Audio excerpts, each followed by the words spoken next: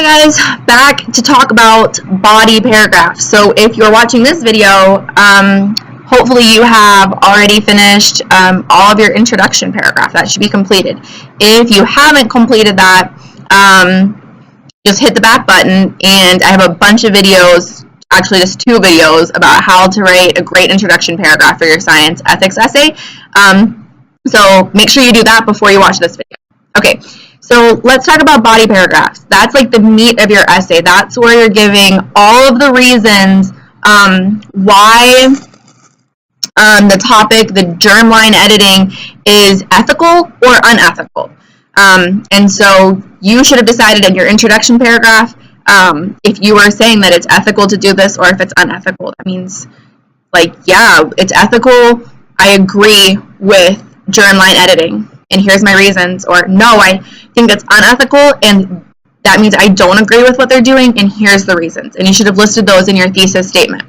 Again, if you don't have those, hop back to those videos, but you're here, so you should have those. So body paragraphs are really important because you're taking those reasons that you listed for agreeing or disagreeing with the claim, and you're saying, here's why I disagree, or here's why I agree, and you're giving evidence to support your claims, okay? So I wrote this out. This is what you're going to do for your body paragraph. Claim. So, you know, germline editing is unethical because blank, or it is ethical because blank, or it helps people because blank.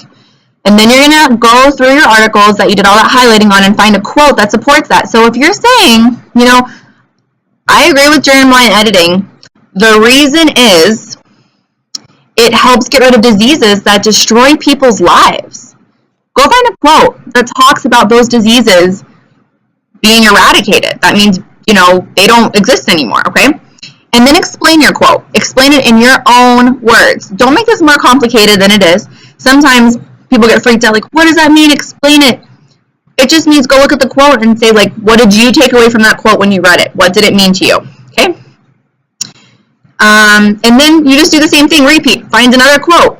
Explain it again. So go find another quote that talks about why diseases, why getting rid of these diseases would be helpful. Okay? And then simply explain it. And then you have, I think, 3 body paragraphs that you should be doing. So just do this process again 3 times, okay? Things to think about are using transition words.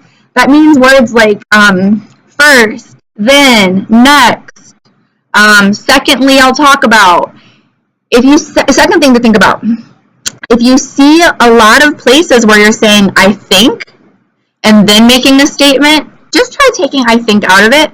Just cover that up and then read the sentence. If the sentence makes sense without saying I think in it, well, just take it out. Because sometimes using I think can make people, it can be confusing for people because they read it and they're like, is this supported by a claim or is it just what this person thinks, right? And if you're using evidence, that means if you're using quotes from your articles, then it isn't what you think. Right? This is based off of an article that someone else wrote that is factual. So you can take I think out of there and it will make your essay a lot better. Okay? So that's just kind of a brief run through of the body paragraph. Don't get overwhelmed by it. Just go through each of those steps as best you can. Okay? And if you want, just pause the video right here and just, you know, you can even write this down on your paper and then just put a check mark as you get each one. Okay?